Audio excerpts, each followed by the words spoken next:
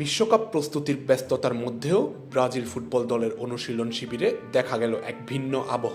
৬৭তম জন্মদিনে দলের খেলোয়াড়দের সঙ্গে আনন্দঘন মুহূর্ত শেয়ার করে নিলেন প্রধান কোচ কার্লো আনচেলত্তি।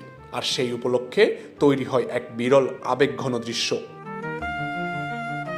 জন্মদিন উপলক্ষে আনচেলত্তির জন্য আয়োজন করা হয় দলের ঐতিহ্যবাহী বার্থডে টানেল।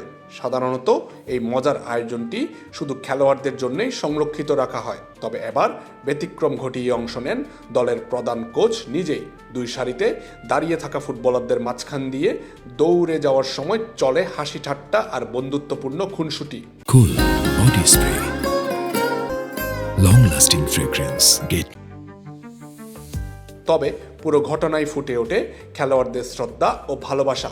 আনচেলত্তির প্রতি সম্মান দেখিয়ে তারা স্বাভাবিকের তুলনায় অনেক বেশি সংযত ছিলেন। এতে কোচ ও দলের সদস্যদের মধ্যে গড়ে ওঠা দৃঢ় সম্পর্ক স্পষ্ট হয়ে ওঠে।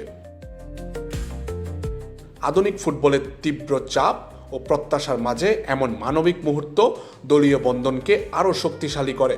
কয়েক মিনিটের জন্য যেন কোচ খেলোয়াড়ের আনুষ্ঠানিক দূরত্ব মুছে গিয়ে সবাই এক পরিবারের সদস্যে পরিণত হন।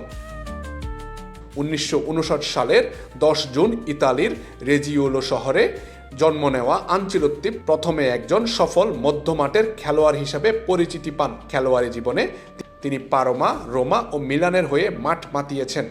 পরে কোচ হিসেবে নিজেকে ফুটবল ইতিহাসের অন্যতম সফল ব্যক্তিতে পরিণত করেন। ইউরোপের ৫টি শীর্ষ লিগ জয়ের একমাত্র কোচ হওয়ার পাশাপাশি উয়েফা চ্যাম্পিয়ন্স লিগের শিরোপাও জিতেছেন ৫ বার। কোচিং জীবনে তিনি ইংল্যান্ড, ফ্রান্স, জার্মানি ও স্পেনের একাধিক শীর্ষ ক্লাবের দায়িত্ব পালন করেছেন। শান্ত স্বভাব, বিচক্ষণ নেতৃত্ব এবং খেলোয়াড়দের সঙ্গে সহজ সম্পর্ক গড়ে তোলার ক্ষমতা তাকে অন্যদের থেকে আলাদা করেছে। এখন তার সামনে নতুন মিশন, বিশ্ব ফুটবলের সবচেয়ে সফল দল ব্রাজিলকে আবারও বিশ্বসেরার আসনে ফিরিয়ে আনা। ষষ্ঠ বিশ্বকাপ জয়ের স্বপ্নে বিভোর ব্রাজিল বিশ্বাস করছে ইতালিয়ান এই কোচের অভিজ্ঞতা তাদের দীর্ঘদিনের অপেক্ষার অবসান ঘটাতে পারে। আমজাদ হোসেন আবির, খেলা ৭১।